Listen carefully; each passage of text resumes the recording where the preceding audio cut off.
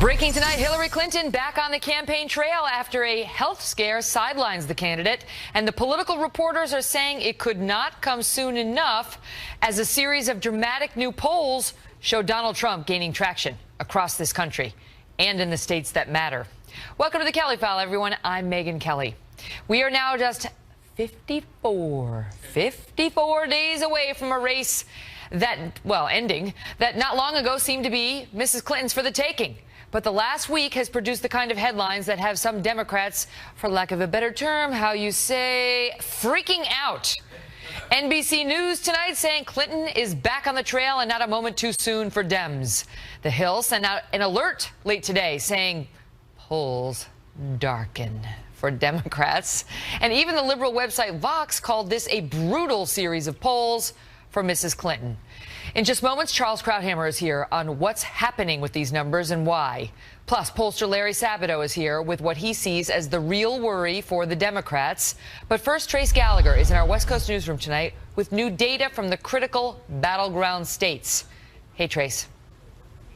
Hey, Megyn, and breaking right now, Real Clear Politics has just moved Colorado from leans Clinton to toss-up. That's significant because it means the Electoral College projections are continuing to get much tighter. This week alone, Real Clear Politics has moved New Hampshire, Michigan, and Colorado into the toss-up category. Back on August 15th, Hillary led in New Hampshire by 8, Michigan by 7, and Colorado by 11 points. Also concerning for the Clinton campaign is that in just the past 48 hours, RCP has Trump taking the lead in the all-important battleground states of Florida and Ohio. Both are well within the margin of error, mind you, but it's important to remember the last time a candidate lost Ohio and won the presidency was 1960, and no president has lost Florida since 1992. The simple math here is that over the past month, 72 Electoral College votes have moved from Hillary Clinton's column to the toss-up column. So as of today, the map has Clinton with 200 electoral votes, Donald Trump 164. Here's the concern for Trump. You need 270 to win. And political analysts say for Trump to hit that magic number, he would have to win the same 24 states that Mitt Romney won in 2012, which is certainly not a given. And then he would also have to win both Ohio and Florida. So if you plug in all of the Real Clear Politics averages of where the candidates stand at this very second, even with Hillary Clinton's current dip in the polls, the Electoral College projection map gives her 293 electoral votes to Trump's 245. But for Trump, the needle is moving in the right direction. Megyn. Trace, thank you. Well, as you just heard, Hillary Clinton still holds the edge on the electoral voting map, but all the momentum seems to be with Trump. My next guest says if the Clinton camp doesn't want to lose this lead, she better come roaring back and in a big way.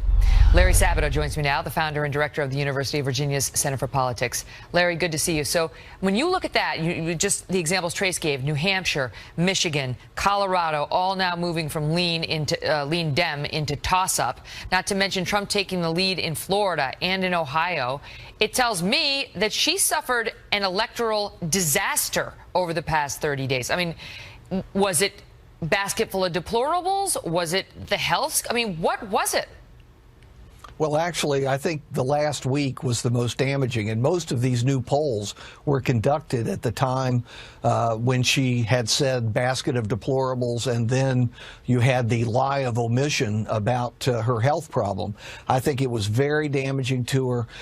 The first part of the month was simply losing all of the convention bounce, which was expected. I mean, that was a big convention bounce she got. She wasn't going to keep it. But she's deteriorated further because of the thing she did last weekend. It's hurt her. Now, I know the Clinton team doesn't believe in pushing panic buttons, but I think they ought to at least test it out because if they continue to deteriorate, and you know they're getting close to the 270 mark, they've got to be worried about that. And you're talking about falling from being well above 270, which she needs, when you're saying she's fallen down below, like dangerously close to it. Absolutely. And look, if they don't increase the enthusiasm among the base Democratic voters, especially minorities and also young people who, by the way, are flaking off to the third-party candidates, not criticizing the third-party candidates, but they do not care they're coming in second. That Gary Johnson doesn't know what Aleppo is. They still are going for Gary Johnson with big numbers. I want to ask you about that because we see a Fox News poll came out today. We see this often now, the two-way race and the four-way race, the one between Clinton and Trump and the one between Clinton and Trump with the two other candidates. And Clinton does better, according to our Fox News poll, if the other candidates are in. She does better if they're in. She's got a 1-point lead over Trump with the other two candidates in. If you take the other two candidates out, Trump is beating her by 1 point. So what does that tell us? Well, Megyn, actually, most polls show exactly the opposite. I've become convinced that, especially in the swing states, Gary Johnson, believe it or not, is hurting Clinton more than Trump. Why? Because he's become a parking space for so many of those millennials who supported Obama but don't like Clinton. And, of course, Jill Stein mainly takes from Clinton. She takes almost nothing from Trump. Jill Stein, who's going to make Medea Benjamin of Code Pink her Secretary of State. I have to ask you this. I have to ask you this. This quickly. So when you look at the numbers now and you talk about the millennials, what role could President Obama or Bernie Sanders play for Hillary because they're unleashing him in Ohio for her this week? Surrogates help, but they alone cannot pull you across the finish line. Only Hillary Clinton can get across the finish line, and she's got to show vigor. She's got to show endurance and stamina, not just on the campaign trail, but in those debates coming up. She's got to fight for it. She took August off. I mean, she was just waiting and watching Trump, hoping he would implode, and he didn't. And she's suffering. Larry, great to see you. Thanks, Megyn. Fascinating.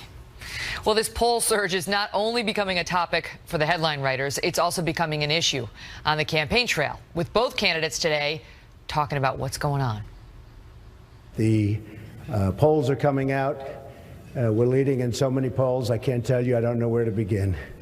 But that's a good feeling. I've always said that this was going to be a tight race. I've said it from the very beginning, whether I was up, down, it didn't matter. I think those are the kinds of presidential elections that we have in America at this point in our history. Joining me now, Dr. Charles Krauthammer, syndicated columnist and Fox News contributor. Charles, good to see you. Let's just start with her comment there. Up, down. The thing is, she sort of downplays the huge lead she had over him just 3 weeks ago. I mean, it is not an understatement to say that many neutral political pundits were saying he was done. Well, remember, he had that terrible several weeks right after the convention where that was sort of the worst of Donald Trump.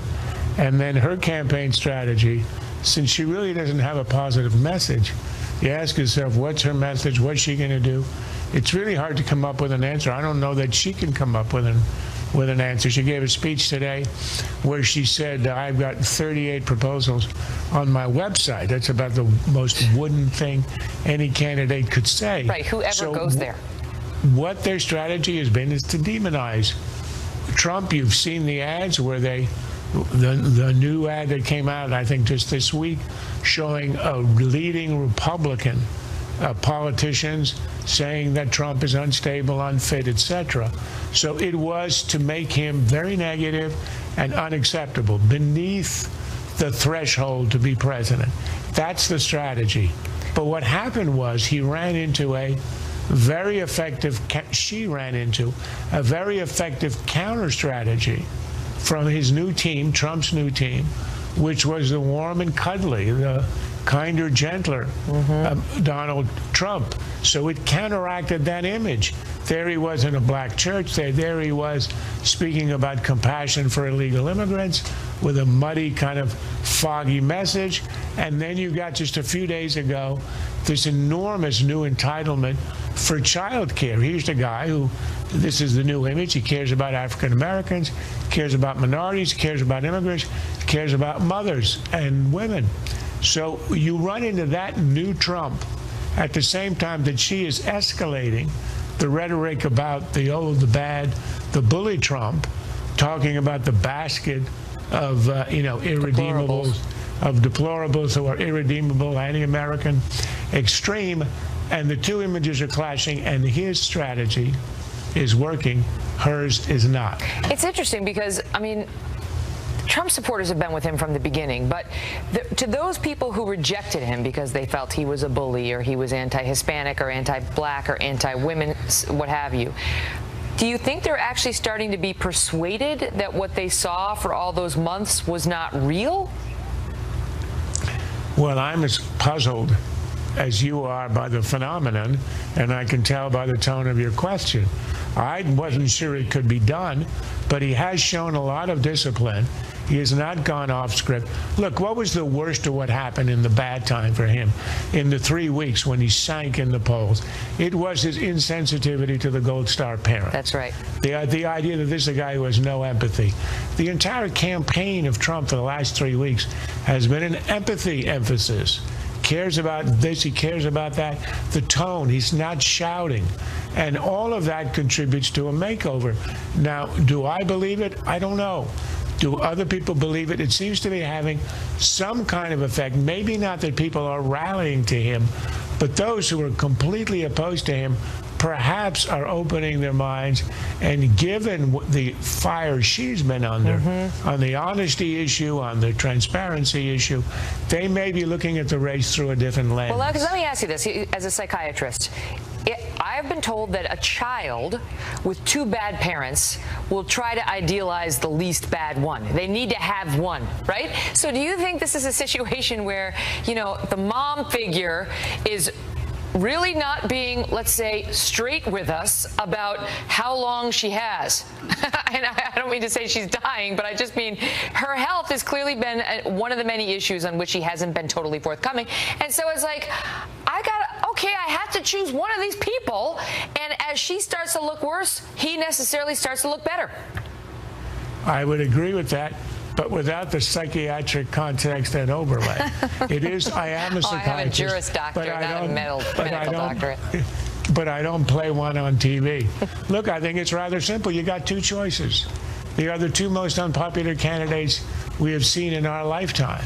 And it's mostly people are voting to prevent the other from getting in. She has looked really bad with all the new email stuff, with all the transparency issues. I don't think health has anything to do with this at all. And then he's been this new image, and perhaps that is, look, I think the one thing that is true, in an age of social media, the life expectancy of a memory, of a soundbite, of an image is very small. Sound bites are smaller, images are small, and there's no past, no memory. So I think it turns out that perhaps it is possible to create a new persona with only 2 months to go. That's the question that this campaign hinges on. It's incredible if you think about it. It's good news for Anthony Weiner. If that's really possible, if the memory can be... Anyway, I gotta go. Great to see you. Go ahead, Charles. Some memories are ineradicable, and that's one of them. It's great to see you. Okay. Meantime, a defiant Donald Trump tonight went off script and back on the attack. And in just moments, we'll hear from his campaign and a top Hillary supporter on the new controversy catching fire. Plus, new developments on the Clinton email front after Congress sent a subpoena to the FBI. The powerful chairman of the House Oversight Committee, Jason Chaffetz, is here on the next steps in his investigation.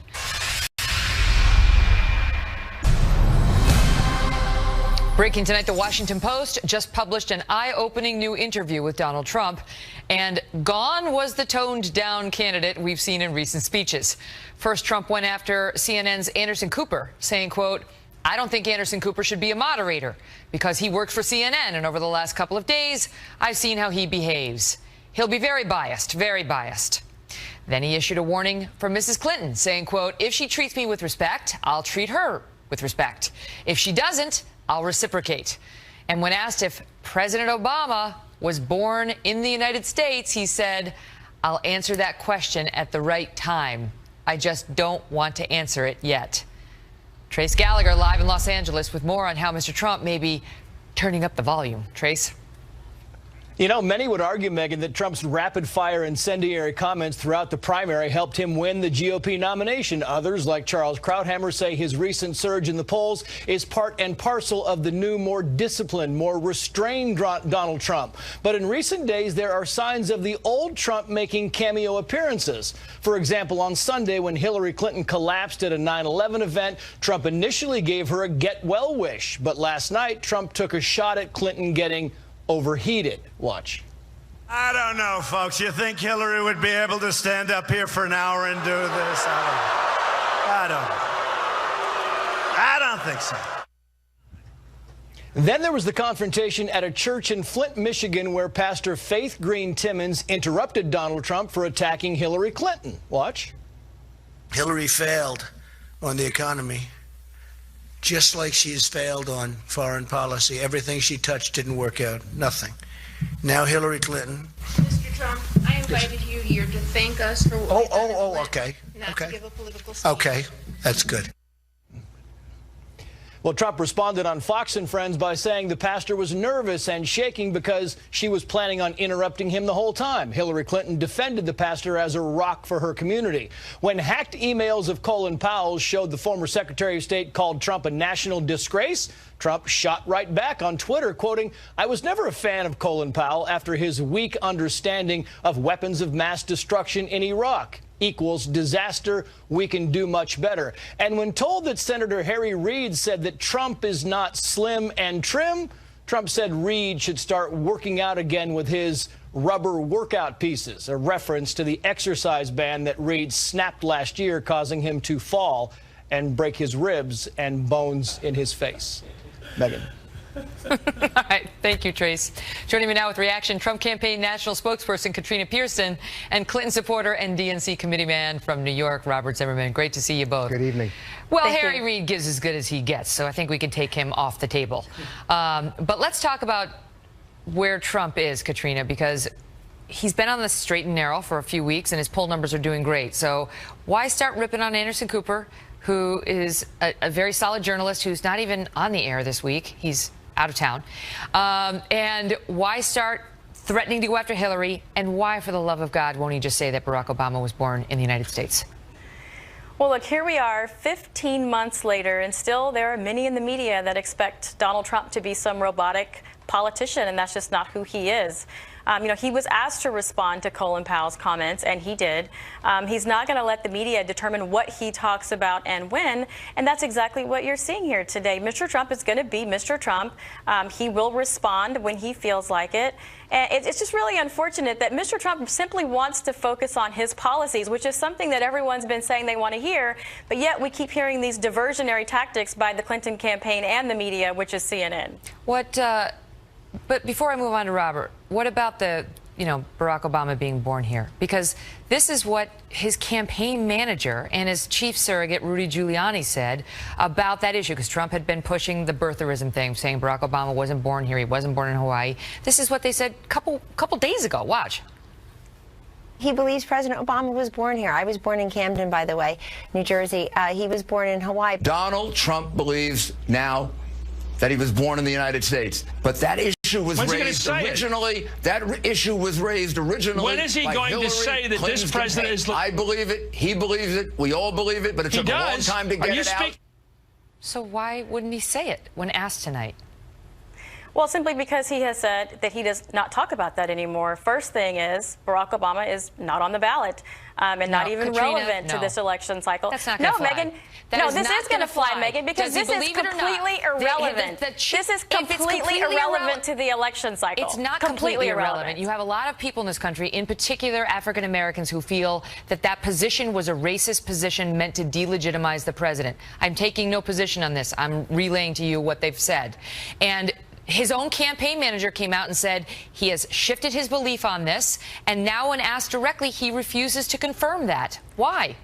And you also have a poll in South Carolina that shows that Mr. Trump is pushing on 30% African-American support, and Hillary Clinton has insulted half of the country. That's a dodge. This is not. No, it's not, Megyn. I'm telling you, Mr. Trump has said he's not going to talk about it. I have given you the answer. He said yes. You want to know why? He said is up to him. Like there's like a tease baked into it. I just don't want to answer it yet.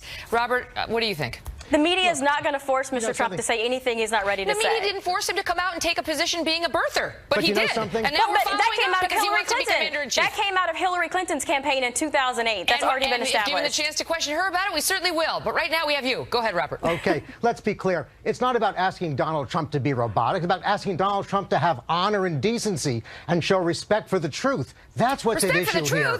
And that's really what's at issue here, because, in fact, you support Hillary Clinton. I beg your pardon? You're talking about respect for the truth, and you are a Hillary Clinton supporter, and the American people think that she is not truthful, to put it gently. But when that's not, Megyn, you're dodging the issue here. We're talking about the fact that Donald Trump will not discuss whether you're in a little glass May I finish house. my point, please? We're talking about truth. We're talking about truth, and we're talking about Donald Trump refuses to recognize that President Obama is an American citizen. And that reflects it, despite what his supporters say. It's disgraceful, it's racist, and it's dishonest. For that matter, with Pastor Timmons, like a typical bully and a coward, when he went to the church, Pastor Timmons stood up and defended him when he was being heckled. And then when Pastor Timmons told him to respect the rule of what the church had asked him to do, he backed down. He did what he was told. He handled it nicely in the church. He was very respectful. He was very respectful, George. And then when he left the church and was on Fox and Friends this morning, he lied about her. He called her a nervous mess, like a typical bully. When he was confronted, he backed down. And when he was on his own, he went out there and tried to antagonize. Go ahead, Kat. He made an observation. He felt like the woman was nervous. That's not an attack, and that's not an insult. He lied about and that it, is Katrina. not racist, George. You know something? You are not. You weren't there. How can you sit there and say that? You weren't there. The media Mr. Trump covered made it. an observation. The media covered it. The media covered it. But here's the bigger point. Oh, the media covered it. This is what he said. Just for the record about the Reverend Faith Green Timmons. Let me just tell the audience. He said she was so nervous. This is on Fox and Friends. She was a nervous mess, and so I figured something was up, really. Yeah, and the fact of the matter is... How is that an attack, and how is that racist, I'll tell you George? why it's an attack. Because Pastor Timmons defended him in the church when he was heckled, and in fact... So she couldn't be nervous? And then when he couldn't be nervous? And then when he left... Like a typical bully, he just started to malign her. But here's the bigger point. Today, Donald Trump Jr. tried to minimize the Holocaust, the tragic loss the unspeakable loss of 6 million lives by comparing it to a bad day in the campaign trail. I don't know about that, Robert. I don't know about that. Well, I do. We heard the words. Megyn, he's clarified what his comment meant, and George wants to divert from other things like Hillary Clinton's IT. First of all, it's Robert. And secondly, when you talk, we're talking about showing respect for the. We're talking about, you brought up Donald Trump Jr., so I want to address that. He talked about the gas chamber because it's a form of capital punishment right here in the United States as recently as 2010. Last week he brought up the electric chair. Just so let me just jump in, because you've lost the audience now. They don't know what you're talking about, and that's my job to make sure they do. Donald J. Trump Jr. Tonight said that he defended his comments, saying that they'd be warming up the gas chamber if Trump had said, I'm trying to find the original comment. In any event, he made some comment about if my dad did that, they'd be warming up the gas chamber for him. And then you had the Anti-Defamation League come out. And then you had the Anti-Defamation, if he acted like Clinton, he'd be getting the gas chamber. Anti-Defamation League said that's inappropriate. You don't make references to the Holocaust. He came out and said it was actually a reference to capital punishment. We're going to leave it at that. He's tried to clarify it. Great debate. Great to see you both. Maybe I do work out. You know, I always tell you I don't work out. I don't have time. I got my job. I got my kids. That's really all I do. This is like a workout. Anyway, new drama tonight in the Hillary Clinton email scandal as the powerful chairman of the House Oversight Committee, Jason Chaffetz, sends a subpoena to the FBI, and now is threatening the guy who set up Hillary Clinton's server. Showdown at the House, and Jason Chaffetz is here to explain live. Plus, the American media took a huge hit today. We'll show you what it means for the 2016 race when Howie Kurtz and Noah Rothman join us next. I have really good news for you. I just heard that the press is stuck on their airplane. They can't get here. I love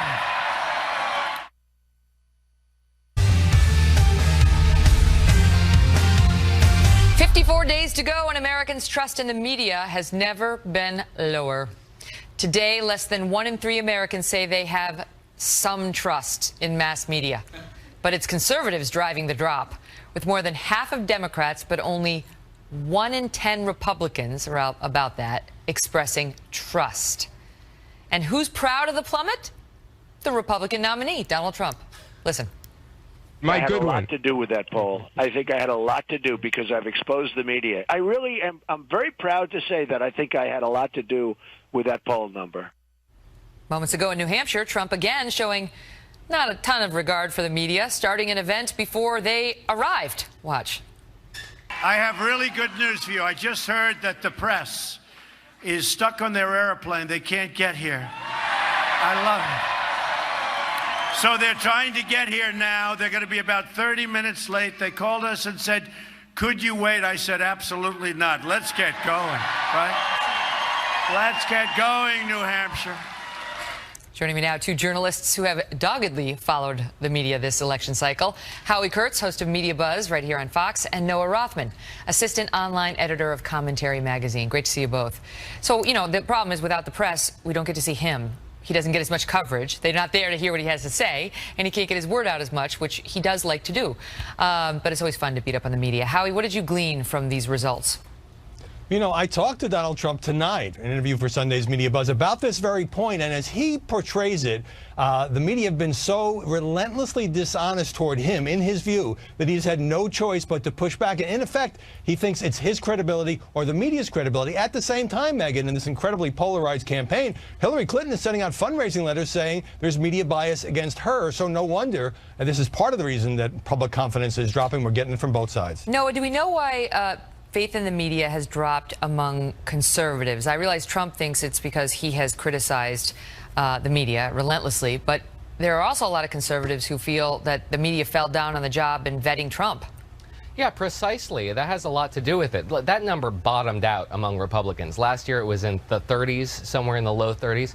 This is just very few Republicans have any faith in the press, and it has a lot to do with, A, Donald Trump saying that media people are horrible by his own terms in press rallies, but also Republicans who didn't vote for Donald Trump who think that he got a lot of unfiltered coverage that he did not deserve that resulted in the prominent position he had in the primaries. So yeah, on both sides of that aisle, from among Republicans, there is no faith in the press. So how does this, I mean, how you look at it, it's the lowest point in 44 years, or in Gallup's polling history, the faith in the media. And so how does that play into this election? Well, first of all, I have to say, if you look at those numbers, the media were a stock. I mean, you'd have to sell it. That's how bad those numbers are. And it's a result over the years of self-inflicted wounds, bias, blunders, sensationalism, superficiality. So a lot of it is on us. It plays into the campaign because when we try to fact check the candidates, people don't believe us. When we try to report on the candidates, people think they are not getting the straight scoop from us. And so also I have to say, although we should take most of the blame, our profession, there are a lot of partisan folks out there who don't really have any interest in journalistic fairness. They want us to either back their candidate or trash the other candidate or both. And so it's hard to please everybody when it's such a hyper-partisan Well, then you have people like this woman over on MSNBC, Noah, who think that it was, can we play that shot? That it was biased for the media to show her falling down. We don't have it. We played it in the tease. She was like, what? How did she put it? Hillary, she stumbled, and the media kept playing it over and over. It was like, the woman passed out. Like she did not appear conscious. She wants to be commander-in-chief. What was we supposed to do? Ignore it?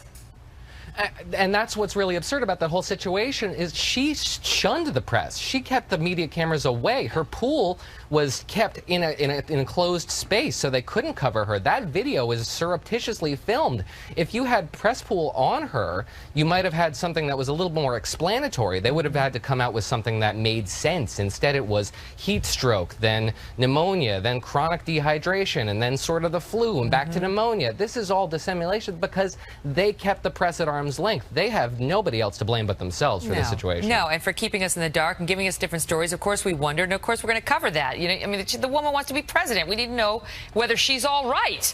Good to see you both. Good to see you, Megyn. And do we know that? They say we do. Also tonight, Donald Trump goes on Jimmy Fallon's show. And what happens next may win him a lot of new fans. We'll show you. Plus, the powerful chairman of the House Oversight Committee, Jason Chaffetz, is here next on what he expects after he did this. I've signed this subpoena. We want all the 302s, and we would like the full file. You can accept service on behalf of the FBI? Certainly. You are hereby served.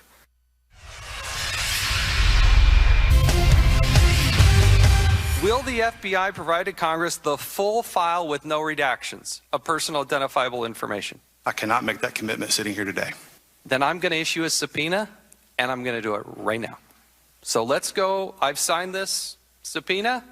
We want all the 302s, and we would like the full file. You can accept service on behalf of the FBI? Certainly. You are hereby served.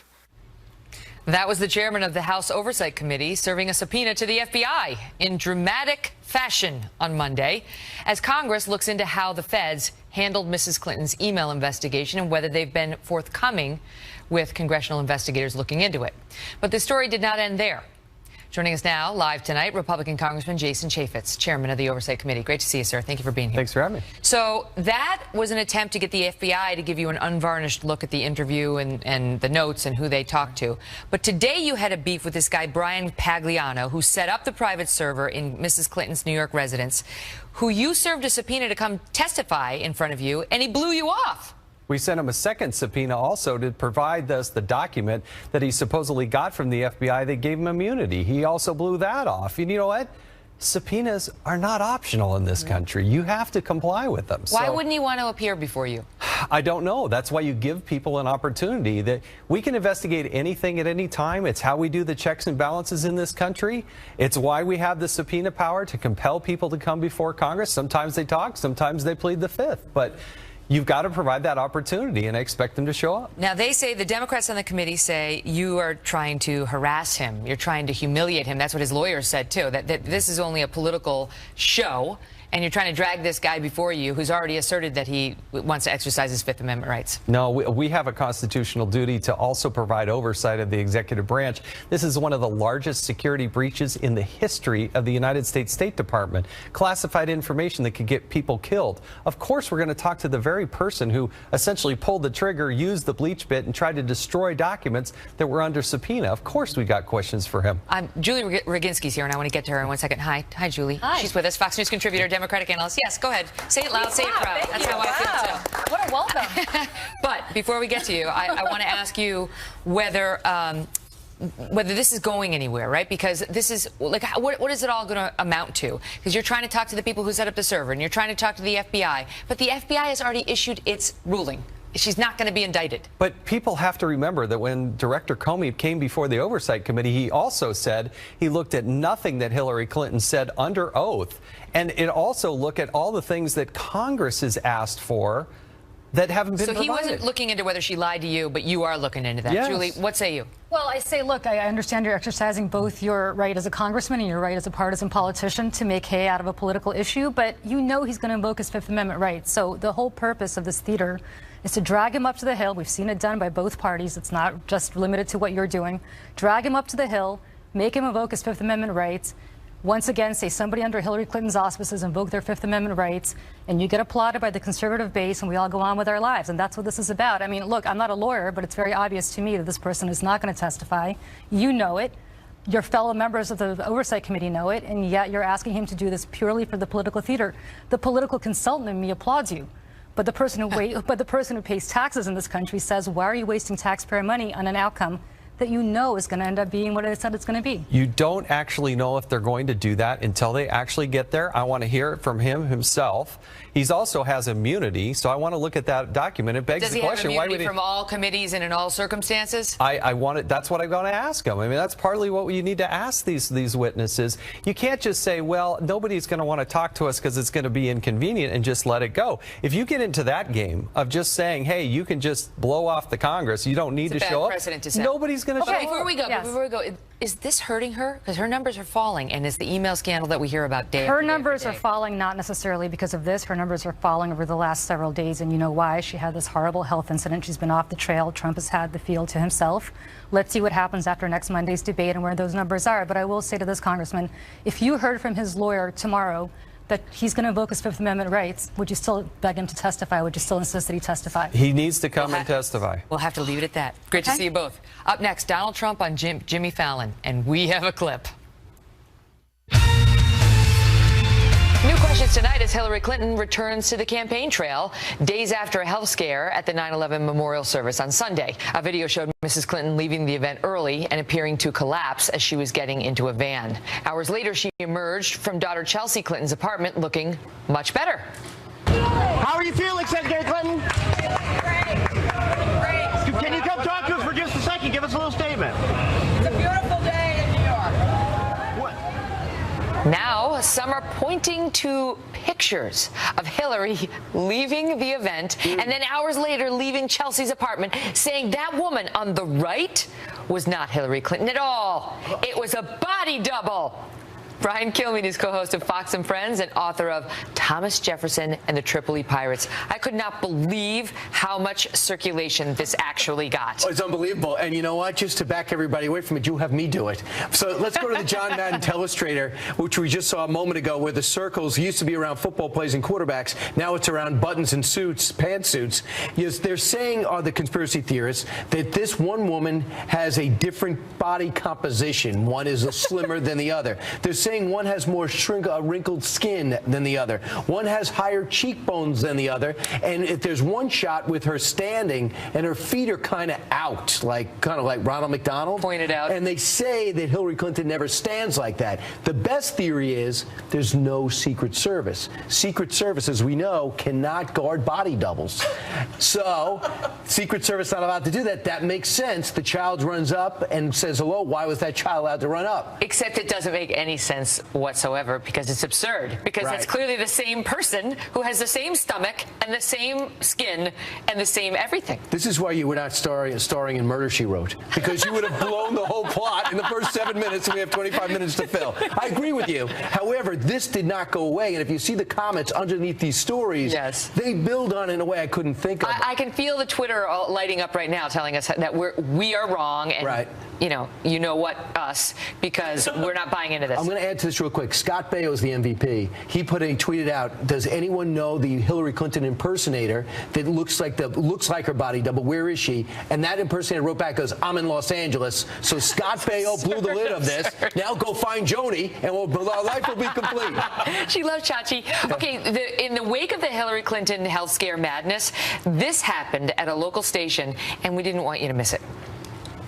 We begin with the breaking news about Hillary Clinton's death. Hillary Clinton's doctor just revealed the presidential candidate has been diagnosed with pneumonia. Oh, it's bad. Live TV, you say stupid stuff. Right. Not me, but others. Right. So I hear. No, I know. Listen, Joe Torres, I watch him every day, and everybody in New York knows WABC is usually the #1 station. Remember Roger Grimsby and Bill Butel? You grew up watching them. Joe Torres said that. He should have used the word health. But Megyn, the amazing thing is, death. if you said that, James would stop you and say something, and you'd have it in your ear. Yeah, you said death, fix that. He went the whole show. Nobody fixed it until the end. They said he misspoke, but you know what she meant. He clearly did misspeak, but he was, I mean, you have to laugh a little, because as a news anchor, you do say stupid stuff. You're my witness. Yeah, right. And it's embarrassing, and then you have to correct it. I don't. Okay, right. Again, just to make that perfectly clear. Now, something happens tonight on The Tonight Show with Jimmy Fallon involving Donald Trump. And watch what it is. Can I mess your hair up?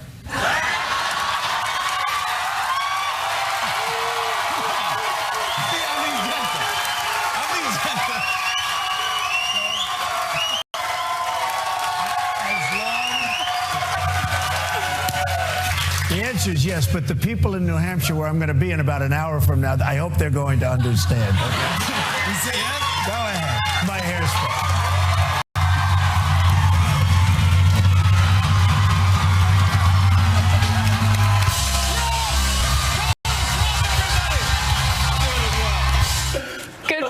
Another reason why Jimmy Fallon's great, and another reason why to say Donald Trump does have a sense of humor and a humility about him. Am I right? I absolutely right, and I would say that Jimmy Fallon is great, and also he copied me. What do you mean? Watch.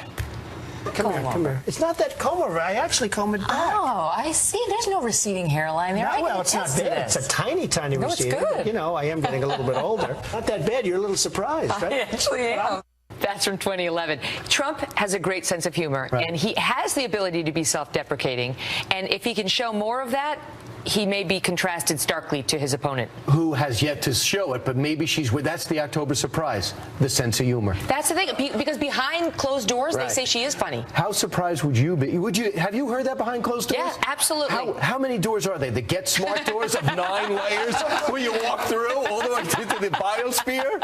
I have not seen that. If he can bring that, I mean, not like the hair to the presidential debate, but if he can bring a sense of humor and find a way to make people laugh, that'll be huge for him. It'll be huge for him because you know she won't take that risk. Because you know her goal is to unnerve him and get him angry, make him look like a bully, so it doesn't matter what he says. That's right. She wants angry Trump. Right. Mr. Kilby, thank you, sir. Thank you very much. I'm going to do it, too. See ya. We'll be right back. So let us know what you thought of the show tonight. Go to Facebook.com/The Kelly File. And follow me on Twitter at Megyn Kelly. Let me know what you think. This is Dion. I think I lost my ring. Everyone needs one of these. There you go.